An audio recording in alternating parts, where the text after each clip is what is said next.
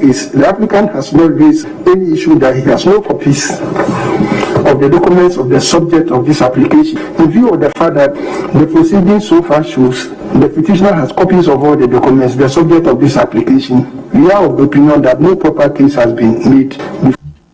Ebusa finance eni amuti yei aye temafo pani wo o my Ghana mu chief justice yewra eni yebo ani nanom efa se wo che na mebu asabasam wo mu kosi asem so brokutram eni de odina sam eba yam woni na lawyer form eni won so yabo mu kodom be yom honom wo mu so no lawyer form nyina no be hwam se ja wo mu betrense no mu nyina atwa na nipa so odi adansiam ya woto so mi nsadema eni sam no konom eni yewra John Dramani Mahama wo mu ni bedi nkomo e wo force na jam wo ma totuna no kama de di kan e kan ti de akoso eno dai eno no ena no pensa begin some polo ne aguso aye dwudwam ye dwatam ya de aso ye da so aginemu e wo court bata court muntum ne nsem aguso awodie na NDC amanyoku wo mo na petition esas ye kase wo mo na wo mo de wo asem wode akose abana ye to ye no 50% plus 1 vote aye kase Ghana man peni his excellency na nado danko akufado enye no ene wonya enti wo mo de atodwa ye wo chese emfa ho esa applications basis ye wo mo de akono Supreme Court aboatwa wam so mo gide mapa esa kwan bia so ye bedi asam no ede amomo na woni power na asam ekọ eye kane Ghana man peni John Dramani Mahama na dia wadi to dwa se dabida na nado danko akufo do dabi wonyi ntum de bia da se kwan bia so abana ye to nkenkan so ne sa ene si ekoye na enu ada wusi nkonwa ye tietie ensam na nka ye hwe nim se El Clasico kamapa lo ye ni ya wo gina edema kane Ghana man peni John Dramani Mahama yera chachuchi kata wo begina kwa na nkeja titine ni edema isi wo bapa jen mensam aba begina adaka na nke wo motimi atoto na no kama na eso no ano ye hwe ni musa samba ko ya chese lawyer nim edema kane Ghana man peni John Dramani Mahama wo peja ene se anka wo mu hwe nim se kwan bia so court ne ma ho kwan na titine ni edema isi enkrata forms na wo gina so ya chese wo fiempinu ene aduonu abato no wo gina so ade bubu aye no ye ntimi fama NDC amanyoko sanya beya wo betimi ahwehwe mu kama pa na nso kan sem bia ti se na ne court no ya temuafo nipa bense enson wo mu kwa agina ko ba ya wo mu suo da bia samre dem wo mo bo ato agu namsom NDC amanyoko dia tudwa watches wey emfa woni ne besiem applications awodo bensense o mo dia bayina da aba beto dwa se court bata na hwem aba sam na to agu na nso kwa pia so wo mu agide mapasa wo mu asem ode akwada court rewra no wase kwan bia so abekwa dia mamo na sa so bayina da wo pani kwan chefo de eto dwam eye kane attorney general sasom eye member edema NDC legal team no Mariata Brew apia wopon won eto ne boa se wo kirechem sem NDC amanyoko da so wo case. We still think we have a very strong case. We are very, very certain about the case we have before the court. Irrespective of the fact that our applications have been refused, we came to court prepared. We are ready to continue with the case, and we will go through with the case till the very end. And that is why we say that the declaration is null and void. We have come fully prepared for this case. And in any case, the EC is supposed to be an impartial part of this whole election process. What do they have to hide? What prejudice will be occasioned to them if they produce the documents for us to see? None whatsoever. If you conducted your activities as EC chair, fairly, transparently, impartially, Any ayokote kani attorney general sansia member edema NDC legal team Mariata Brew apia wopon anu si ya no na lawyer for wo gine mu ediama ya mampani na nado danko akufado wode atodwa ya wo chese petitioners wotie wo mu aso wo nhye dan mu ho bia sa ensema wodro ya wo mu de ba application ni nyina no wasi ensuo anyine mu na wo pani kwanchefo kasa ye eye wo soafo ya boni de si wo hwa manebon wo sam so wo my Ghana mu ye rakojo opon enkroma that this application had been put in way ahead of time is not true. That's why you heard our council talk about 34 days after the initial application. But be that as it may, this application is aimed at giving the petitioner an opportunity to go and inspect some documents. Inspection of documents generally is allowed in litigation. But it is not a matter that you have as of right. It is at the discretion of the court. And you have to convince the court or establish something before the court for the court to grant it. You have to prove that there is some necessity for you to be given leave to inspect those documents, because among other things, it will be necessary for the fair disposal of the matter. Without it, there will not be a fair disposal of the matter. And that it may also be necessary to reduce the cost of litigation. You heard Mr. Chachuchikata on his feet for about an hour, trying to establish the necessity for which they should be granted leave to inspect these documents. The counsels on the side of the first and second respondents argue that no necessity has been demonstrated because all of those documents are already in the custody of the petitioner. And the petitioner has not demonstrated before the court that there is anything wrong with the copies that he has, and therefore asking to inspect the originals, because you have the documents already. Indeed, some of those documents were attached by the petitioner himself to his petition, some of the witnesses as well to their witness statements. And so the legal principle of necessity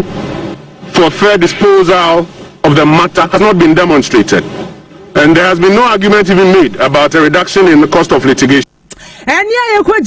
could a lawyer phobia wojina at Yama Yaman Penina, another don't for the watch it away as will be in Muchia. Now, what penny at name, and ya was so far, ya bonny different frocra, so one shaman, the bones some so my gunamo, ye rocko upon chroma. Ya come son upon on Sabda Mucasia born, ya can canny doko at Yama Wom, Ewa Akiram, 100.5 FM son of form, ya twin some that ye few quarters and some mom, near board your Raganam Rasab. Fear emom near do what ya chesa honso nansa nketwa ene COVID-19 ya de man homene so yakoba se obia so nom wo so mo nipa ento mo so mo so bi safety protocols ni ade nom ni nyina wo de aguna kwam sade beyam na ebetimi aboma ya de boni nso ya na asem de fankoba se beti binom na do makọ ense do de biara eda na nam so ama samanfo beka ya wo panipa ya chamene eye ye roba be no di kan be bokoko esense wo ya mra asem de ni am wono ayatas e wo honu nti Mamadi answer do be shembi na aboa amia hu se do pom di wansam nom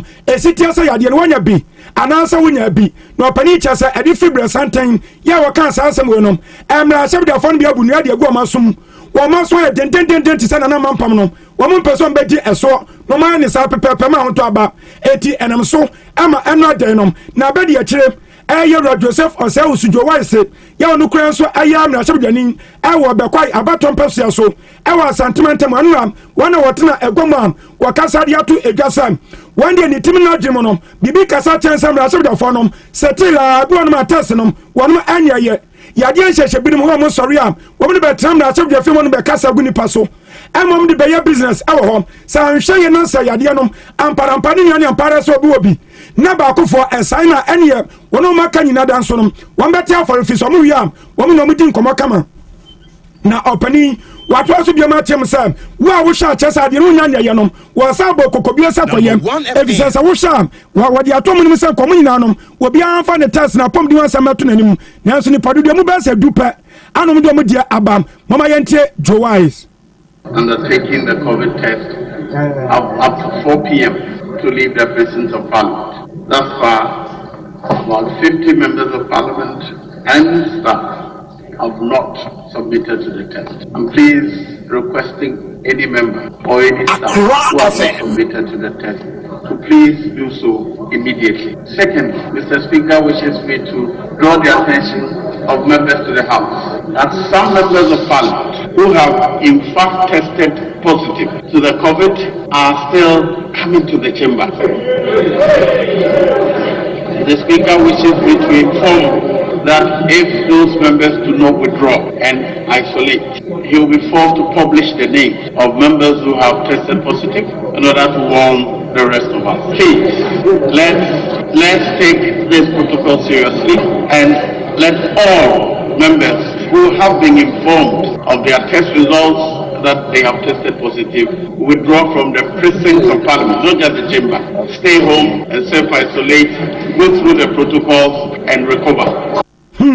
Nessa den dia dun dia ayade papa edu atadwa fampia to brame entiane amuti yei aya chame ne pani abedi akirem wono kran so amraso dwane wo bekwai onumnyamfo Joseph Osewusu nti ade ande akwa no wase se wonu mesa ade no obi a ana potas no ne bi akoya bi anya sana se ya chewdi akwan bi aso no ya de udin ba beto abonten wo sram obi antena fie na aja watimi abamadian ma social protocols no watimi ediso ama bibia etimi akoso na wono kasa ye no wopani pa ya wada mraso dafo no so no mpipidie mo ewo mraso dafie mo no onyamfo oseche men sabonso wono so aya so me mraso badwani wono so sase wadie no nuanom ade ade akwa no ene papa ma ya wa pa de kokwa akobọ kotoko no yenye na bronti so se munya test na monhwe na mosuni so. As the speaker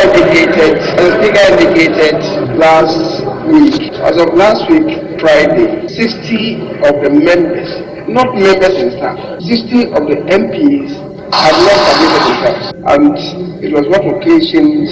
our recalling the technical people to come back. Speaker, yesterday, only 5 people submitted them. Yesterday, only 3 people submitted. Today, only 5 have. It means that out of the 60 that have not submitted, 52 have still not submitted. And that is the danger. I do know for a fact that a couple of us have submitted at some private institutions, some private health. I'm not too sure of the number, but I do know of at least 3 who have show their test results to me. That still will not exonerate them.